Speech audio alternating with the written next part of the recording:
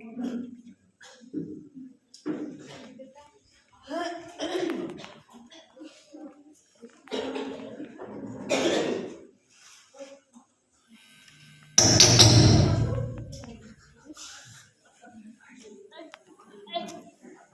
घर पर अकेली बैठी हुई थी।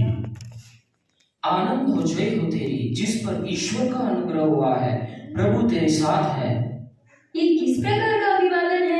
हे मरियम, भयभीत न हो, क्योंकि परमेश्वर का अनुग्रह तुझ पर हुआ है। देख, तू गर्भवती होगी और तुझे एक पुत्र उत्पन्न होगा। तू उसका नाम यीशु रखना। वह महान होगा और परम प्रधान का पुत्र कहलाएगा, और प्रभु परमेश्वर उसके पिता दाऊद का सिंहासन उसे देगा, और वह याकूब के घराने पर सदा राज्य करेगा। उसका राज्य का अंत न होगा।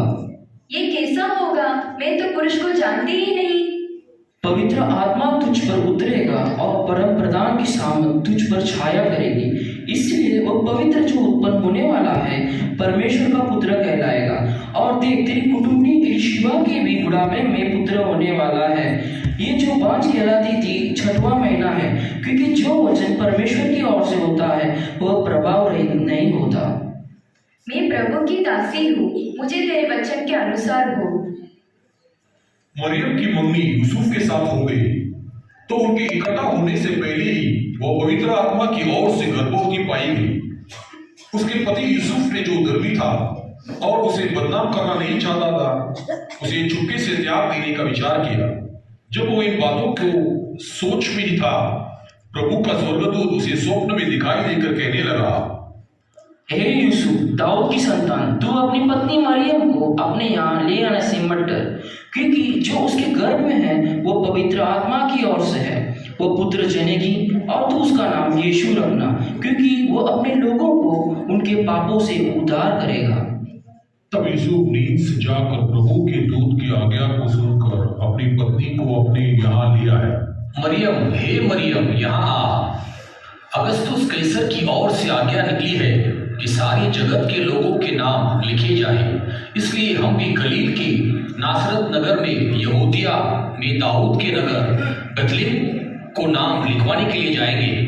ठीक है जी। यूसुफ भी इसलिए कि वह दाऊद के घराने और वंश का था, गलील के नासरत नगर से यहूदिया में दाऊद के नगर बेथलेहम को गया कि अपनी मंगेतर मरियम के साथ जो गर्भवती थी नाम लिखवाए। उनके वह रहते हुए उसके जन्ने के दिन पूरे हुए, और वो अपने पहलौठा पुत्र जन्नी और उसे कपड़े में लपेटकर चरनी में रखा, क्योंकि उनके लिए सराय में जगह न थी।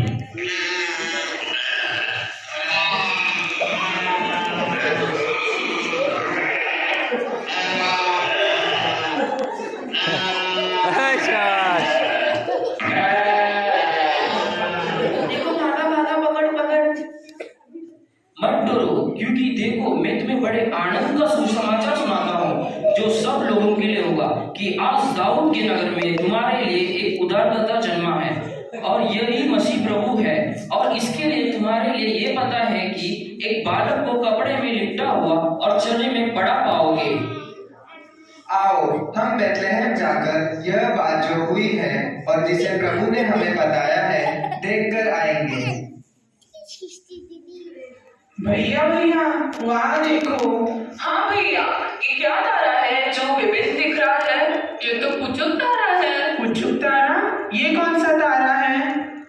ये तारा मामूली दिन दिखाई नहीं देता, फिर कब दिखाई देता है? पृथ्वी में कोई राजा जब जन्मा हो तो ये तारा दिखाई देता है। क्या मतलब कोई राजा जन्मा है? हाँ, हम जाकर जो राजा जन्मा है उन्हें प्रणाम करके आएंगे। ठीक है, लेकिन कहाँ पर जाएंगे? राजा का जन्म तो किसी महल में हुआ होगा। चलो, हम मेरे दोस्त राजा से जाकर पूछेंगे। ठीक है।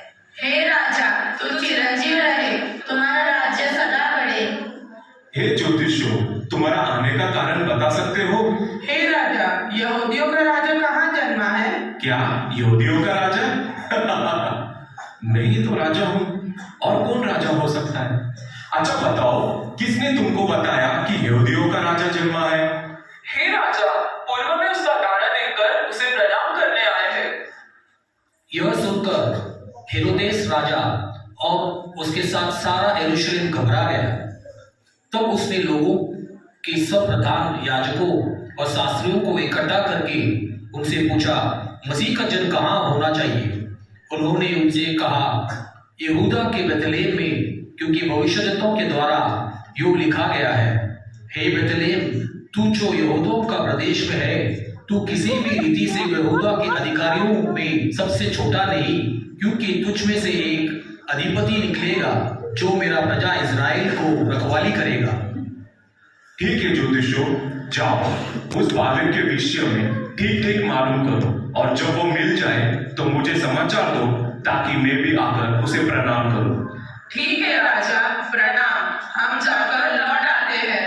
तीन राजा पूरब के हैं, नजीबी सब वही की है। सफर दूर का पीछा दूर का करके हम आए हैं। ओ ये रात के तारे जुबा, शाही तारे खुशनुमा, आगे जाकर राह दिखाकर कामिल तक पहुंचा। सुना लाया मैं बादशाह बेथलेहम की बात।